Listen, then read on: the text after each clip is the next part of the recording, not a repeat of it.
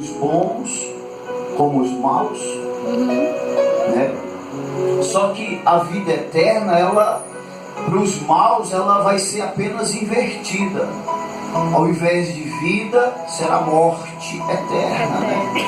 A Bíblia diz que alguns terão o desprazer, né, de ir para a morte eterna. Que a morte eterna é o que? É o inferno, né?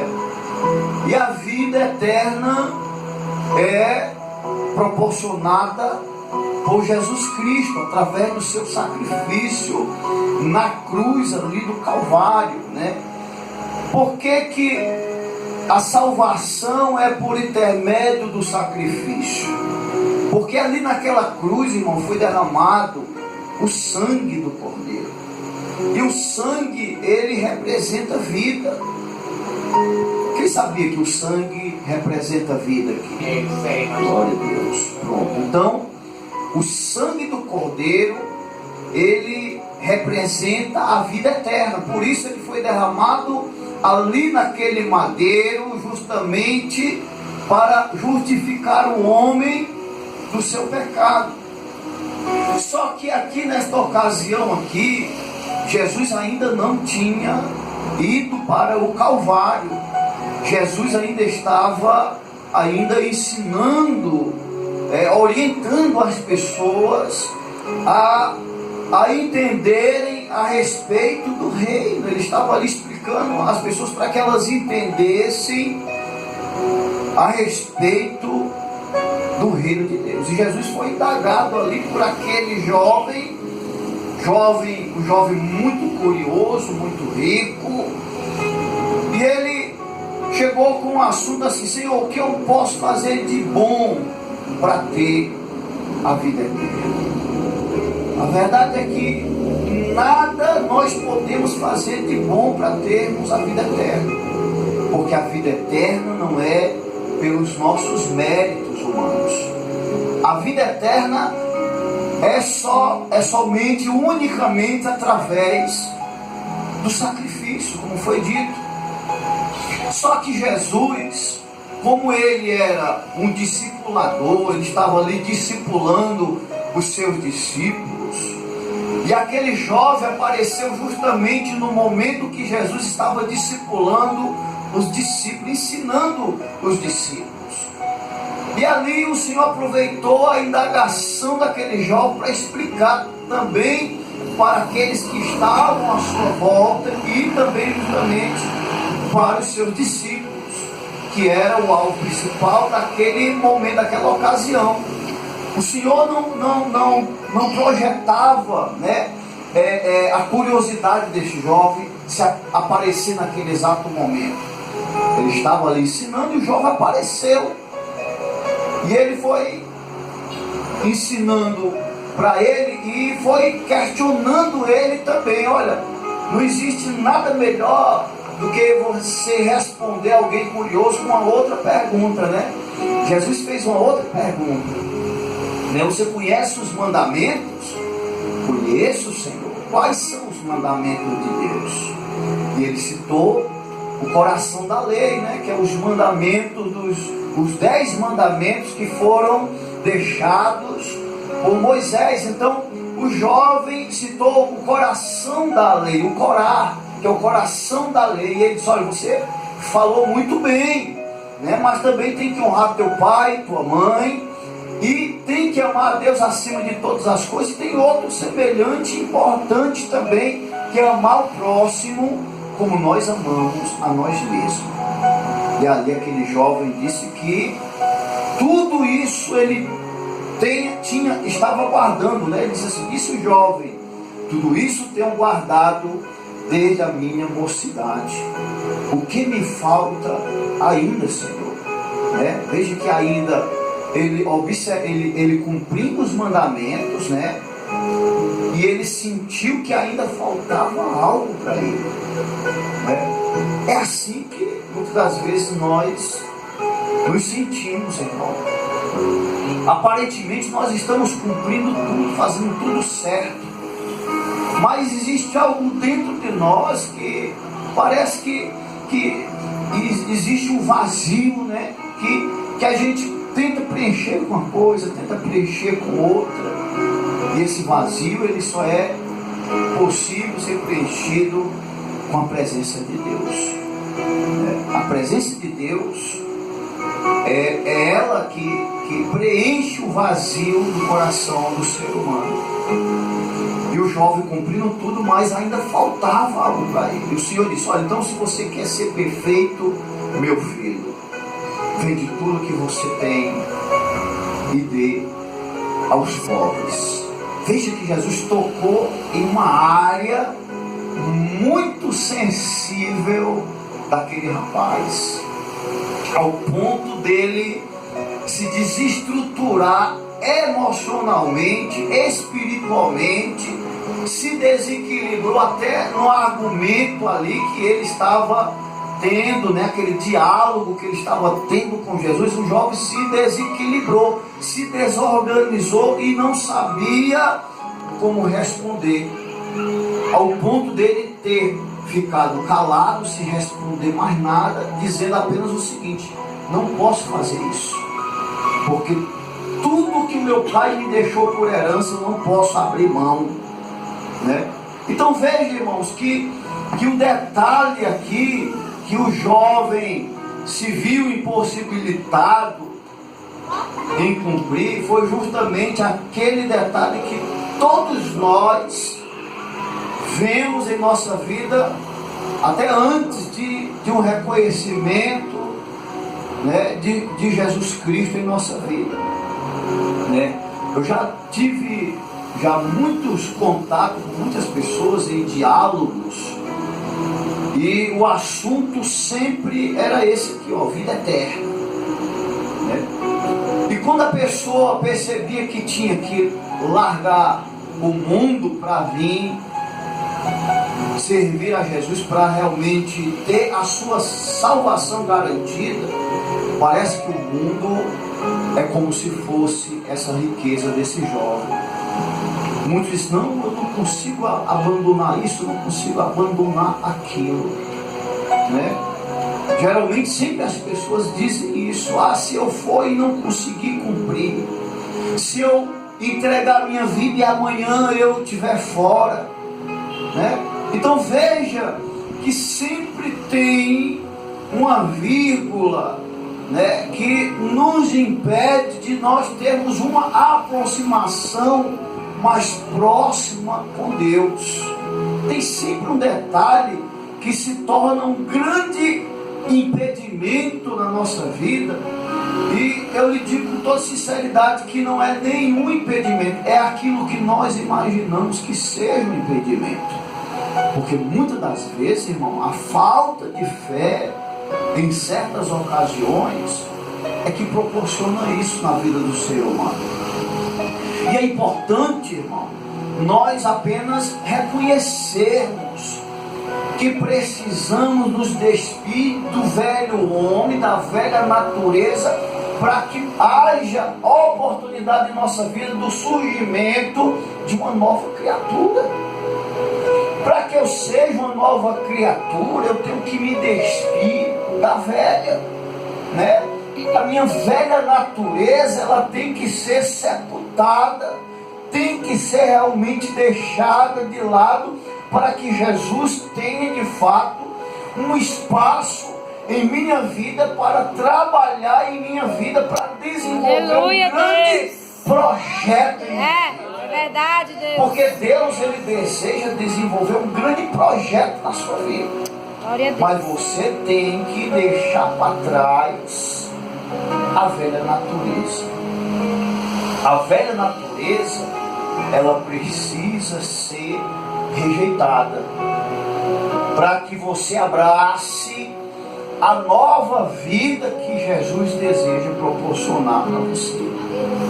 Porque se nós não nos despirmos, né? Ou se nós não renunciarmos às vontades anteriores, que muitas das vezes é predominante em nosso coração, se nós não renunciarmos a estas vontades, jamais nós cederemos o espaço para que a vida eterna seja predominante dentro do nosso ser. Porque o reino de Deus, irmão, ele está dentro de nós. Aleluia, meu Deus. Não é um reino que está do lado, ou do outro, ou em cima, ou atrás, ou na... Não, o reino de Deus está dentro de você, irmão. Oh, glória. Pastor, e como é que o reino de Deus entrou dentro de mim? Ele entra através da sua palavra. A palavra de Deus, quando ela é pronunciada para o ser humano, o reino de Deus automaticamente entra dentro do nosso coração. Aleluia. Por isso que as mudanças acontecem. Porque quando o reino de Deus de fato entra dentro de nós, aí, irmão, passamos a viver um processo de compreensão. Passamos a compreender a palavra de uma maneira que nós não compreendíamos antes. Glória a Deus. Você percebe que Jesus bate na porta do seu coração, não bate? Vai. Por que ele bate? Por que ele chama o seu coração de uma porta? Aleluia. Ele diz: olha, eis que estou na porta e bato. Se alguém abrir a porta, eu entrarei. Oh, e Jesus glória. representa aqui o reino de Deus. Então, se você abriu a porta Aleluia. e deixou Jesus entrar, você está permitindo o reino de Deus entrar na sua vida. Oh, glória a Deus. Então, a partir do Aleluia. momento que o reino de Deus, que Jesus Cristo entra na tua vida, a Bíblia diz que nós cearemos com Ele e Ele ceará Oh, glória a conosco. Jesus. Haverá entre eu e Jesus uma harmonia, né? Uma unificação. Eu passarei a me tornar um templo e morada para que o Espírito Santo habite em minha vida e me use como um instrumento na mão dele, para que outras pessoas recebam Jesus também em seus corações. Então o Aleluia, jovem meu aqui, irmão, Deus. está falando com o dono e o autor da vida eterna. E Jesus está explicando para ele: meu filho, se você for procurar o reino pelas práticas boas que você pratica, você nunca vai encontrá-lo. Porque o reino de Deus, irmão, não é pelas práticas boas que nós praticamos. Porque se fosse, Jesus teria dito o seguinte: olha, faça o seguinte, eu não vou morrer na cruz não, seja apenas uma pessoa boa, e você terá o reino de Deus. Não faz sentido isso, irmão? Né? Se fosse apenas pelas práticas boas que a gente desenvolve no nosso dia a dia, bastava Jesus dizer o seguinte: bastava o Senhor dizer o seguinte: seja uma pessoa boa, basta você ser uma pessoa boa e você terá o reino de Deus. Mas só que tem uma passagem bíblica que diz o seguinte: que pela graça nós somos salvos mediante o que? A fé, irmão. E isto não vem de nós, é um dom de Deus, não vem das obras, para que ninguém se glorie. Então, pela graça de Jesus, pela misericórdia de Jesus Cristo, nós somos salvos. Glória a Deus. Mas é mediante a nossa fé em Deus. Glória a Deus. É mediante a nossa fé, né? E isso não vem de você, meu filho, nem vem de mim. Aleluia, Deus. De Deus. De Deus. Está entendendo? Vem de Deus. A salvação vem de Deus, não é de mim nem de você. Ela não é produzida dentro do meu interior e muito menos no seu ou de qualquer outra Santo pessoa. é o teu nome, Jesus. A salvação não é produzida aqui dentro de mim, irmão. A salvação não é produzida. A salvação é produzida por aquilo que eu escuto. A Bíblia diz que a fé, ela vem pelo ouvir. E ouvir o que? A palavra de Deus.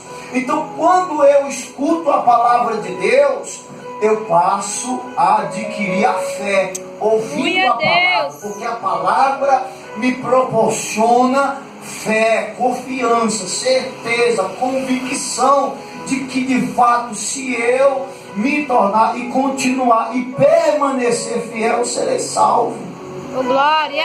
Eu serei salvo pela minha fidelidade à palavra que eu estou ouvindo diariamente na casa de Deus. Então a palavra de Deus é que proporciona a salvação dentro de mim. É através da palavra que eu eu me torno uma pessoa melhor, uma pessoa diferente através da palavra. Porque quando a palavra confronta com a minha natureza humana, ou a minha natureza humana se rende, ou ela continua rendida às coisas do pecado. Ou ela se rende ao Senhor, né, e muda, ou então ela continua rendida aos prazeres do pecado. Mas o interessante é o quê? É eu me render à palavra, para que a palavra possa gerar em minha vida a vida eterna, irmão. Irmão, o reino de Deus, esse assunto a respeito do reino de Deus é um assunto polêmico, né? Como o nosso amado leu aqui também a respeito do Zaqueu. Zaqueu também era um homem curioso, é tanto que ele, quando percebeu que Jesus ia passar por certa localidade, qual foi a atitude de Zaqueu para poder ver Jesus? Subiu em uma árvore. Subiu em uma árvore, e ali Jesus já sabia que Zaqueu estava em cima da árvore. Aí de longe o Senhor disse assim: Zaqueu, desce, Zaqueu, desce, porque me convém hoje pousar em tua casa, Zaqueu. E Zaqueu desceu rapidamente.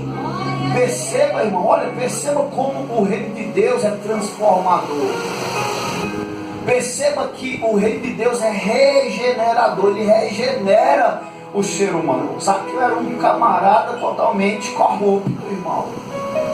Ele cobrava, se você devesse, vamos trazer para agora, né? Se você devesse R$10 de imposto, ele colocava 50.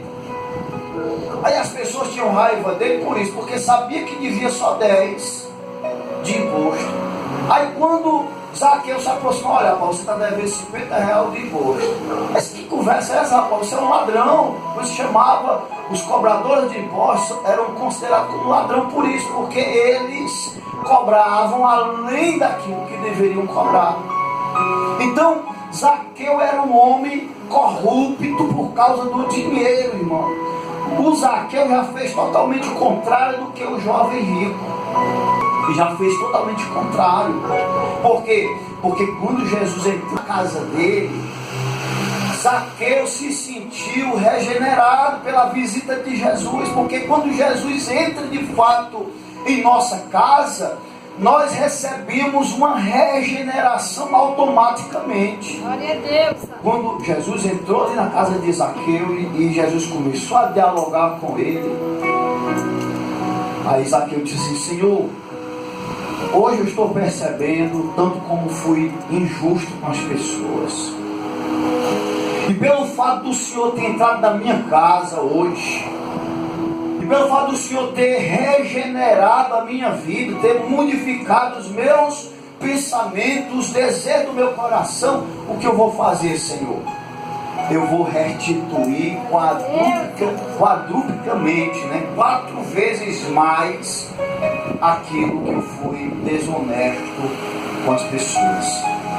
E Zaqueu saiu, irmão, procurando na rua a quem ele tinha sido desonesto, e foi restituindo. Foi que Jesus disse: olha, eu lhe digo com verdade aqui que hoje entrou a salvação nessa casa. Glória a Deus. Hoje a salvação reinou dentro da casa desse homem.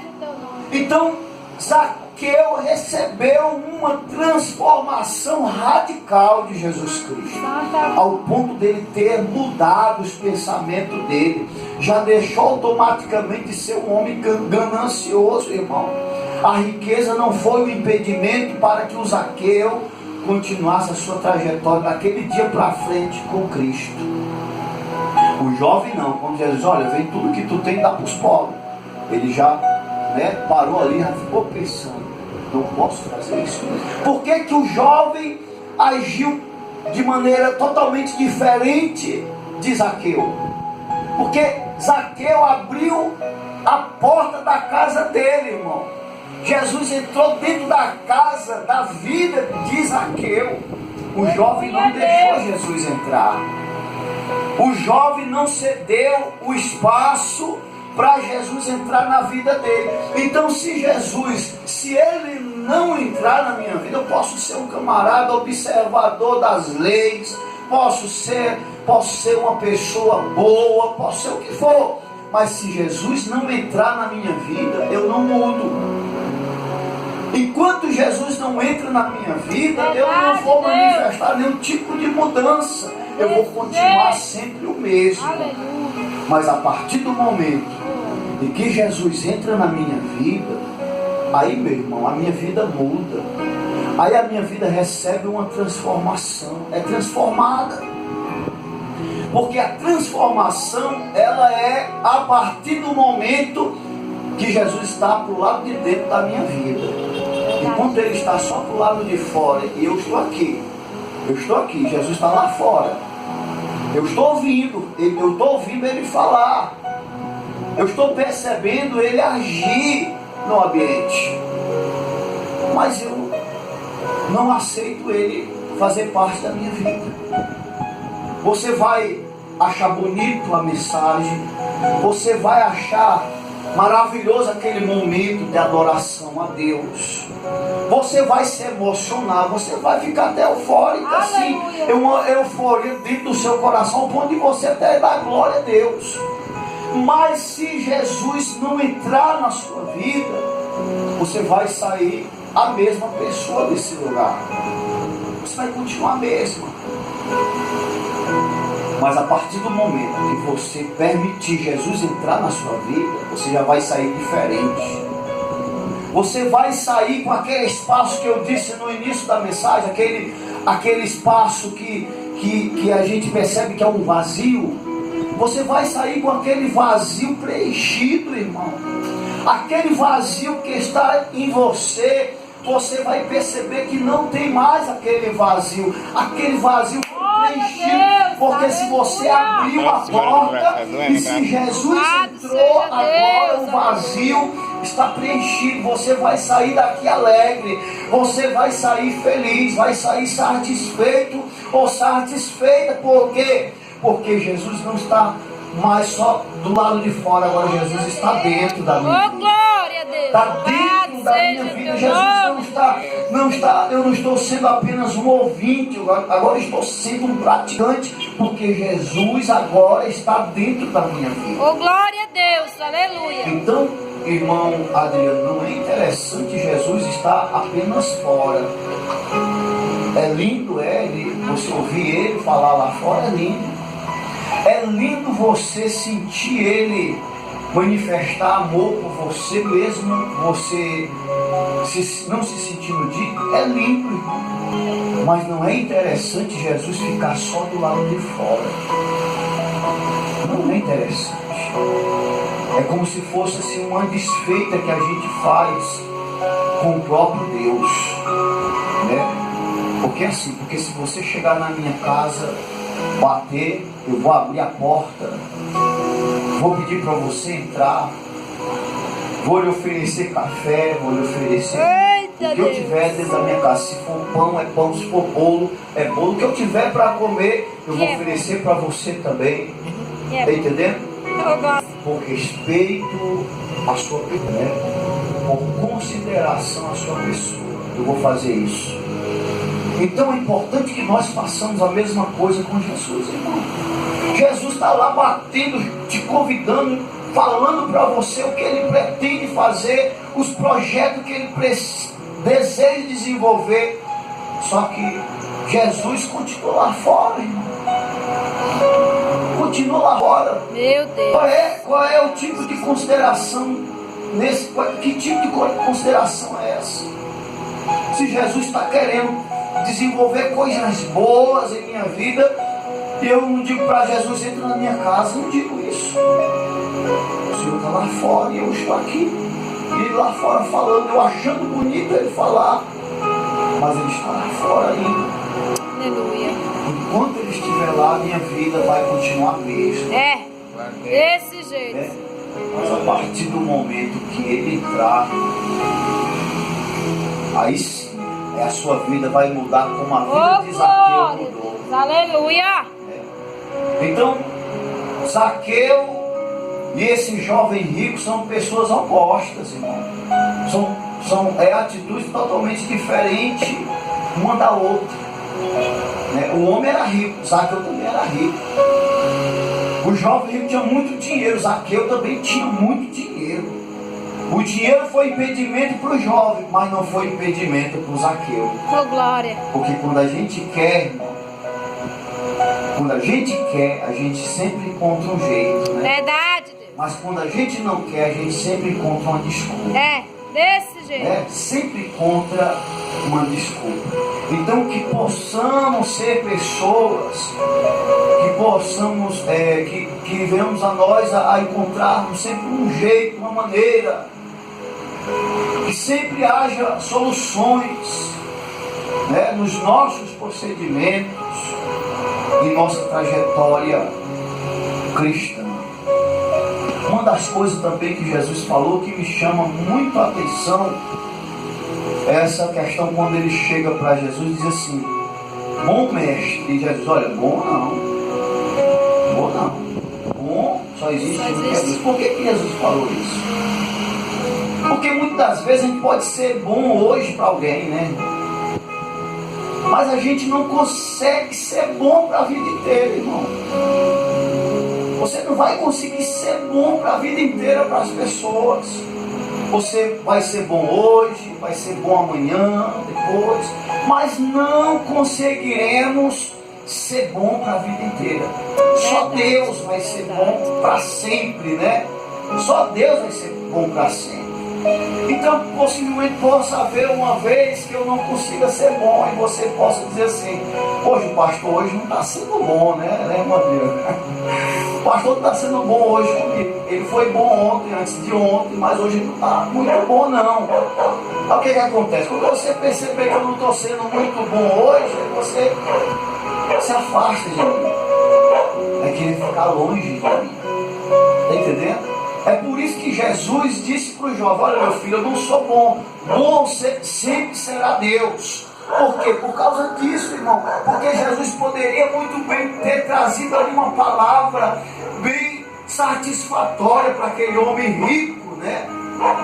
Se Jesus visasse as coisas materiais, né? Se visasse a riqueza daquele homem, em primeiro lugar, ele poderia ter sido uma pessoa bem agradável. Olha, rapaz, sente aqui do meu lado, estou ensinando o meu discípulo, mas você tem um lugarzinho aqui também. Jesus poderia ter feito isso, mas não. Jesus não fez isso. Então, para aquele jovem, Jesus não foi bom, porque Jesus mandou ele dar a riqueza dele para os pobres. Então, Jesus já não foi uma pessoa boa, porque mexeu no dinheiro daquele homem. Então Jesus não foi mais uma pessoa boa para aquele jovem. Assim somos nós. É importante nós entendermos que a igreja é formada por pessoas imperfeitas, pessoas humanas, né?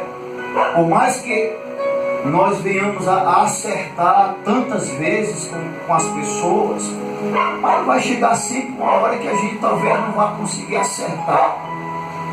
E é importante nós entendermos a igreja nesse sentido. É um corpo, mas é um corpo imperfeito, irmão.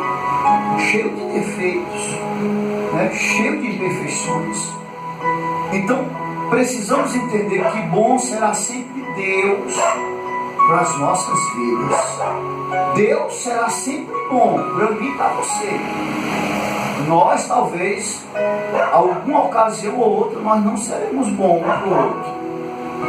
Mas com tudo isso temos que suportar e conviver com os irmãos mesmo diante dessa Aleluia, Deus.